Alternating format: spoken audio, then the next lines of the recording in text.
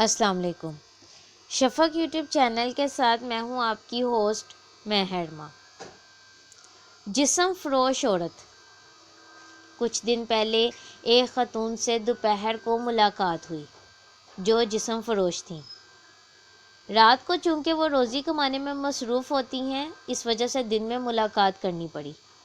ویسے بھی ایک مسلمان کو یہ زیب نہیں دیتا کہ وہ کسی کی روزی کمانے کے وقت اس کو مشکل میں ڈالے۔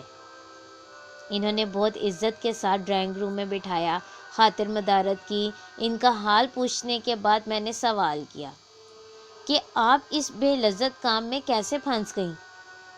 ایک لمحے کے لیے ان کے چہرے پر اداسی چھلکی، پھر مسکرا کر بولیں کہ عشق ہو گیا تھا اور محبت میں اندھی ہو کر گھر سے بھاگ نکلی۔ کچھ دن محبوب نے چار دیواری میں میری چادر اتار کر دل و جان سے محبت کی، اور اس کے بعد نہ سر ڈھانپنے کو دیوار رہی نہ چادر رہی۔ جب واپسی کا سفر کرنے کا سوچا تو خیال آیا کہ بھاگنے کا فیصلہ تو میرا تھا۔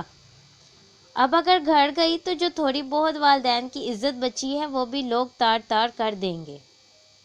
رہنے کو ایک جگہ ٹھکانہ ملا جہاں مجھ جیسی لڑکیاں تھیں، اور بس پھر جسم ہی روزی روٹی کا سبب بن گیا۔ سوال کیا کہ والدین تو معاف کر دیتے ہیں، ان کا دل تو نرم ہوتا ہے، تو ایک بار چلی جاتی۔ مسکرا کر بولی، معاف تو اللہ بھی کر دیتا ہے، لیکن لوگ معاف نہیں کرتے۔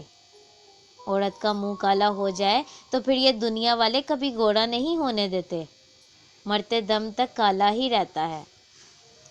سوال کیا کہ چلیں بھیک مانگ لیتی، کم سے کم جسم فروشی سے تو اچھا کام ہے۔ تو بولیں، یہ سب کتابی باتیں ہیں، کوئی کسی بیکارن کو کرائے کا کمرہ بھی نہیں دیتا، جھونپڑی میں بھی نہیں رکھتا۔ عزت بیچ کر کم از کم عزت سے تو رہ لیتی ہوں۔ اپنا گھر ہے، اپنا بستر ہے، اس دنیا میں اسی کی عزت ہے جس کے پاس پیسہ ہے۔ یہ دنیا تو منافق لوگوں سے بھری پڑی ہے جو نیکی کا درس دیتے ہیں، اندر سے شیطان ہے۔ کسی مولوی کو کہیں کہ طوائف سے شادی کرے گا تو وہیں بولتی بند ہو جائے گی۔ سوال کیا کہ محبت کیا ہے؟ تو کچھ لمحے خاموش رہنے کے بعد بولی کہ محبت بھی ایک دھندا ہے۔ مرد اپنی رقم انویسٹ کرتا ہے اور پھر محبوبہ کے جسم سے کھیل کر سود سمیت واپس لیتا ہے۔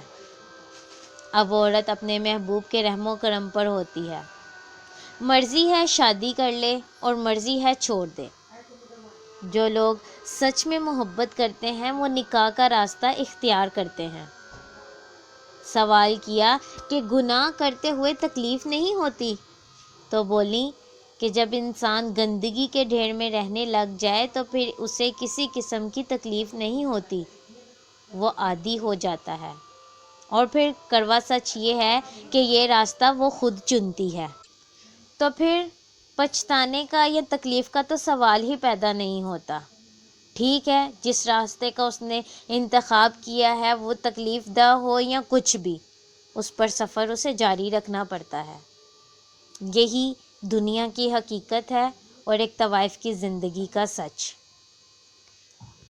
عورت کو راہ راست سے ہٹانے میں سب سے بڑا ہاتھ مرد کا اپنا ہوتا ہے، اور پھر جب بات عزت کی آتی ہے تو وہی مرد عورت کی عزت اچھال کر اپنے لیے ایک عزت دار عورت کا انتخاب چاہتا ہے۔